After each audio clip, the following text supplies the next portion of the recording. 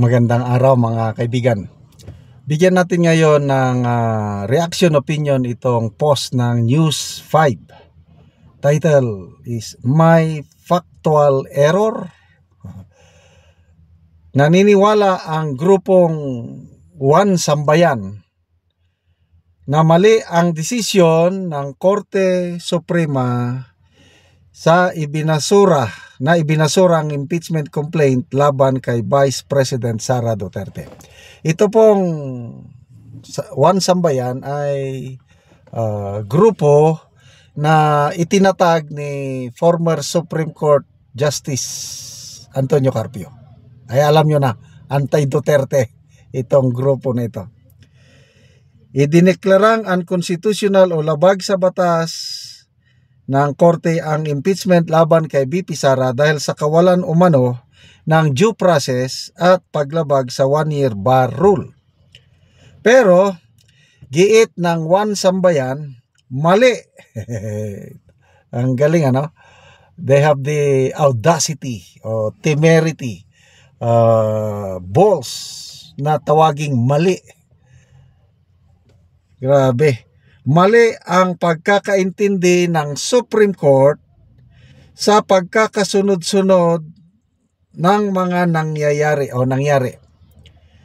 Hindi raw totoong lumabag sa 1-year bar rule ang ika-4 na impeachment complaint dahil inaksyonan ito ng Kamara bago ibinasura ang 3 naunang reklamo at bago sila nag-adjourn noong February 5, 2025. Umapila ang grupo sa Supreme Court na muling pag-aralan at itama ang tinawag nitong factual error sa naturang desisyon. Grabe oh. Ang daming magagaling talaga mga kababayan natin. Isa na itong One Sambayan. Ulitin ko grupo ito na inorganize o founded by Associate Justice Antonio Carpio. So, ang tanong, mas magaling ba sila sa nakaupo ngayon, yung 13? Remember, unanimous decision. So, sinasabi ngayon ng sambayan na kayo, 13 na maestrado, mali kayo. Sinasabi, baguhin niyo, pag-aralan niyo ulit. The audacity. Maalala ko yung post ni retired Brigadier General Virgilio Garcia, isang abogado na general, nag-retire na. Sabi niya, kinastigo niyang mga mambabatas naman. Sabi niya, Senator Soto, Bamakino, Rez Ontiveros, and et al. Others. Do you know what stupid means?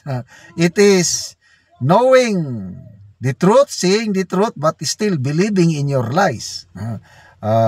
You are fomenting, anong sabi niya? Anarchy.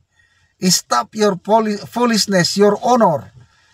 Kasi itong mga senador natin, hindi naman marami, mangilan-ilan.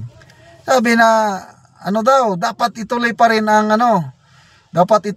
ang impeachment trial dahil yun daw, trabaho lang daw ng Senado ang mag-try and decide impeachment. Wala daw kapangyarihan o walang pwedeng baliwalain ang Supreme Court decision, pwedeng ituloy. Grabe naman, oy. So, ito naman, sambayan. Ang tanong, kung naniniwala sila na mali ang desisyon ng Supreme Court, nag-file na ba sila ng motion? Pwede ba silang mag-file? Hindi ata, no? Ang mag-file ng motion for reconsideration ang Congress, ang House of Representative, at yan na nga, pahayag mismo ni Speaker Martin Romualdez, pahayag ng kanilang spokesperson si Atty. Abante, magsasampa sila ng motion for reconsideration. So balik tayo sa sambayan. one sambayan. Anyway, karapatan nila yon na magpahayag ng kanilang opinion. Okay na lang yung ganyang opinion na sinasabi na naniniwalang mali. Palagi ko, it is within the bounds of freedom of expression. Ang masama, si Congressman Percy Sendanya, grabe ang akusasyon niya sa Supreme Court. Yung mga justices. Sabi, the justices are serving the interest of the Dutertes. The justices, yung 13, they are protecting VP Sara from accountability. Tinawag ni Congressman Sendanya ang maestrado na yung Supreme Court para tinawag niyang Supreme Cuddler of the Philippines. Cuddler yung ano ito na ng kukonsentidor. At nanakot pa siya. Nasabi niya baka sampahan namin kayo ng impeachment. Ang tapang naman. So, bring ito, no? Magbasa lang tayo ng mga comments, ha? Fernando Guerrero, who you? One sambayan? Nagmamagaling. Renz de la Cruz, no, the Senate cannot disregard the decision of the Supreme Court.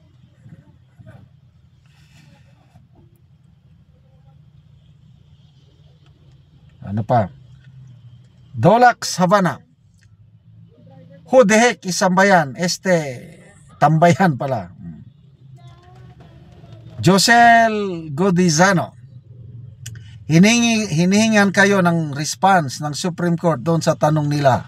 And you were given an ample amount of time to answer. Ano sagot ng HOR? Wala. So, wala kayong sinagot sa bawat tanong ng Supreme Court sa inyo. Kung hindi, ang sagot nyo is respect daw ang separation of powers kineme. Anyway, sana magkatotoo yung pahayag ni Attorney Topacio na sa Miyerkules magsasampas na sila ng petition for contempt. Ipapakontempt nila itong mga nagmamagaling, mga mayayabang na mga tao, grupo na kumu-question sa desisyon ng Supreme Court. Abangan natin sino yung uunahin. Kasi isa-isahin namin kayo, sabi ni Atty. Topacio, hindi kami nagbibiro. Miyerkules, magsasampa na kami ng petition for contempt para ma-preserve ang integrity, ang respeto sa mga institusyon natin katulad ng Supreme Court. Okay. Salamat mga kababayan sa inyong pagsubaybay sa ating channel. Nakakatulong kayo ng malaki sa tribong talandig ng Bukidnon dahil ang income natin sa channel na ito pantulong sa tribo.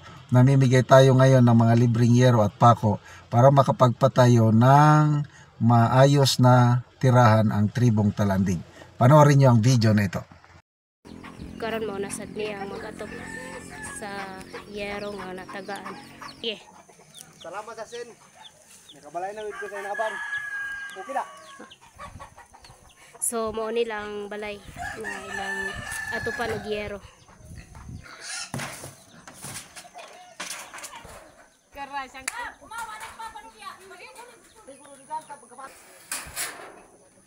Ikaw yung bong kami na salak. Nakay ko takin nila iya ko kay sang.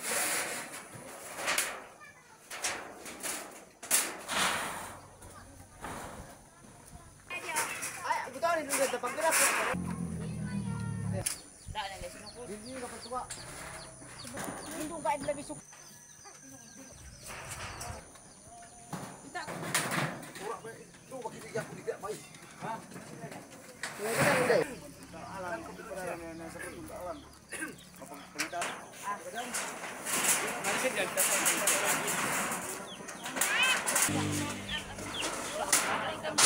so managyod ang ilang balay. So makita gyud nato nga nahuman na. So managyod. Makita gyud nato nga nindot na kayo kay nahuman na.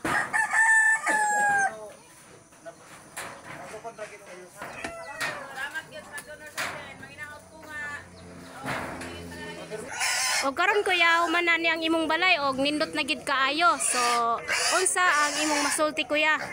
Salamat sa Ginoo nga gid ko. Wala gid ko makaon sa akong mama.